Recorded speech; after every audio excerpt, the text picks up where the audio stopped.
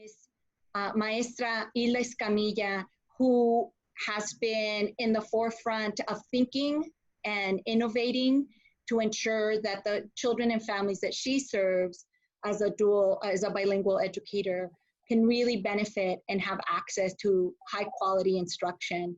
So Maestra Escamilla, we are excited that you are here. We are thrilled that you can also kind of share with us from your perspective, what are those important questions that parents and caretakers should be thinking and asking you as a teacher or asking teachers as they think about supporting their children's transition back to school? Well, thank you so much, Gloria, for inviting me to join you tonight with this phenomenal webinar presentation and with these fabulous group of people.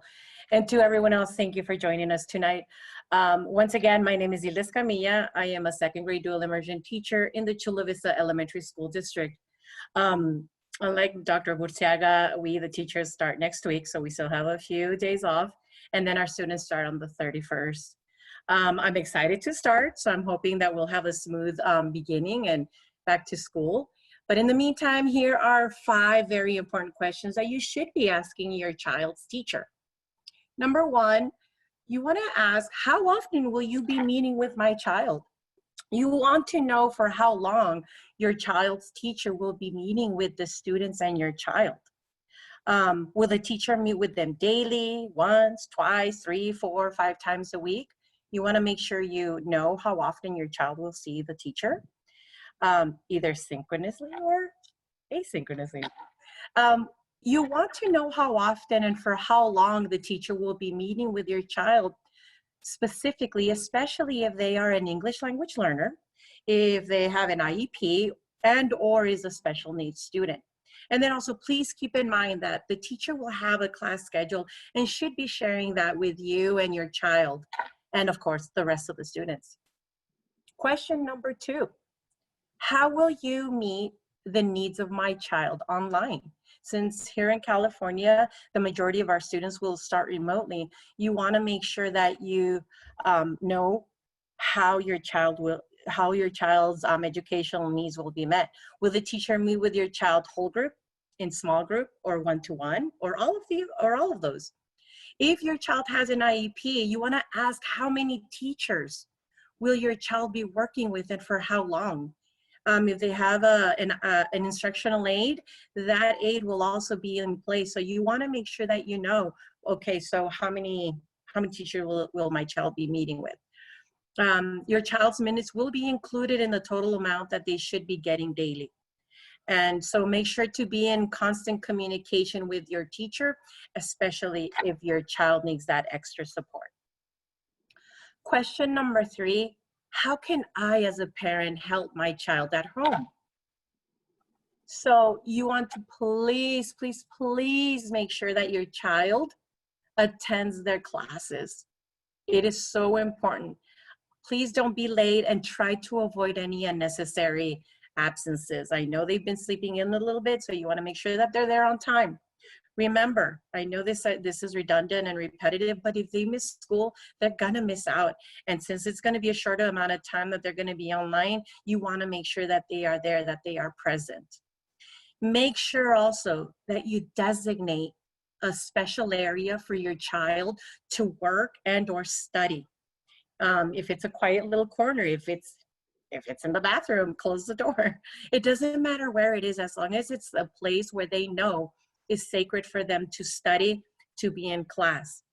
And then also ask your child questions about what they're learning. You want to make sure you're in the loop so that if you have any questions, you can ask them as well.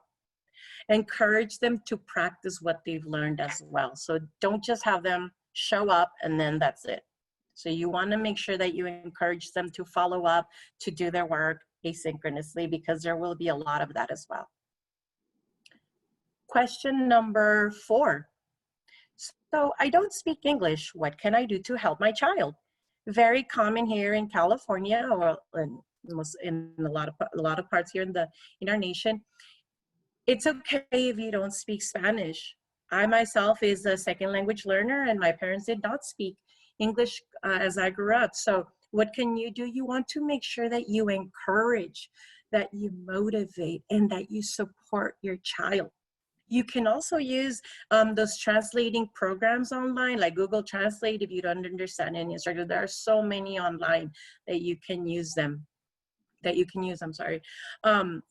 You can also ask another parent in your child's class. If you happen to know your child's friend, you can ask the parent to help you out. And then the new thing going on right now is if you have pods where a couple of families meet and then they do the work together. Like in my case, because I'm a dual immersion teacher, I'm gonna have several parents who don't speak Spanish. And so if they team up with a Spanish speaking parent and a bilingual parent, and so on and so forth, they can help one another to translate and support one another. So even if you don't speak English, you can always ask for help. Question number 5, what if my child falls further behind academically? Well, this may happen because they have been out for a while. However, it is very important that you encourage your child to participate.